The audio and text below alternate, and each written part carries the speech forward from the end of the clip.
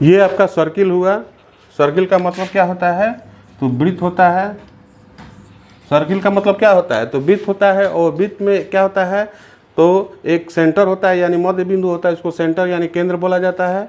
और सेंटर से वृत्त के किसी भी भाग पर अगर कोई रेखा सटाते हैं तो उसको क्या बोला जाता है, उसको त्रिज्या बोला जाता है।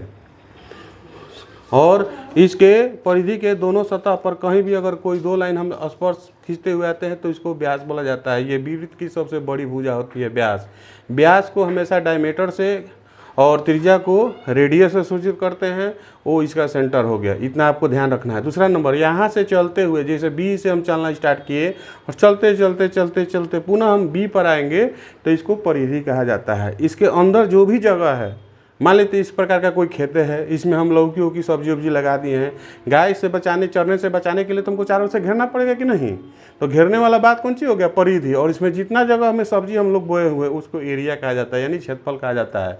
अब देखा जाए इसमें ओए क्या हुआ, तो ये ओए को क्या बोला जाता है, त्रिज्या यानी इंग्लिश में रेडियस। यहाँ सामने ओए इक्वल टू बता दिए हैं। बी ओ सी ये क्या हुआ, तो ये डायमीटर हुआ जिसको व्यास से हम लोग सूचित करते हैं। और पाई, इसमें पाई बहुत इंपॉर्टेंट होता है, इसको बोला जाता है पाई। पाई का मान 22/7 होता है या 3.14। 22/7 कब रखते हैं, जब आर का मान 21 हो, 49 हो, कटने वाला हो, तब मान में जो है 7 का प्रयोग किया जाता है। अगर मान जो है कम से कम कैसे होगा, अगर होगा 43 होगा, 47 होगा, उसके बाद कितना होगा 48 होगा, तो वो तो 7 से कटने वाला नहीं है, तो वहाँ पर हम लोग मान 3.14 रखते हैं। अब आइए सब फार्मूला को देख लिया जाए। यहाँ पर उसका मेन फार्मूला है, वृत्त का जो व्यास होता है वो देखिए 2 गुने त्रिज्या होता है, यानी डी का मतलब क्या होता है, डायमीटर होता है। डायमीटर इक्वल टू 2 रेडियस को हमेशा आर से, इसीलिए डी इक्वल टू 2r हो गया है। दूसरा नंबर देखा जाए वृत्त की त्रिज्या, यानी यह बहुत इंपॉर्टेंट है, यानी हमेशा क्या करता है, व्यास दे देगा तो त्रिज्या निकालना होगा। कभी व्यास त्रिज्या दे के कहता है कि व्यास ज्ञात कीजिए, तो दोनों मालूम रहेगा तबे ना हम निकालेंगे।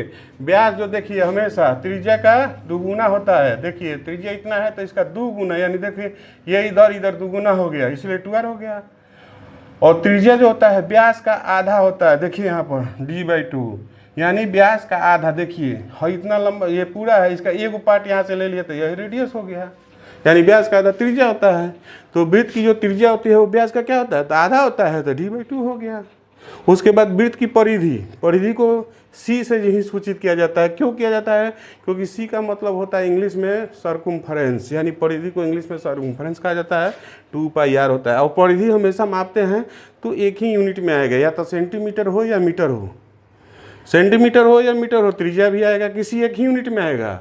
व्यास भी निकालते हैं तो सेंटीमीटर या मीटर में आएगा, लेकिन परिधि भी निकालेंगे तो सेंटीमीटर या मीटर में आएगा। उसी तरह से वृत्त का क्षेत्रफल को एरिया कहा जाता है। तो एरिया इक्वल टू πr² होता है। और हमेशा एरिया क्या होता है, ये cm या मीटर जो भी होगा उसका स्क्वायर में आता है, मीटर स्क्वायर। कितना लोग उसको हिंदी में वर्ग मीटर भी कहते हैं, या यूनिट जो भी होगा cm², समझ सकते हैं।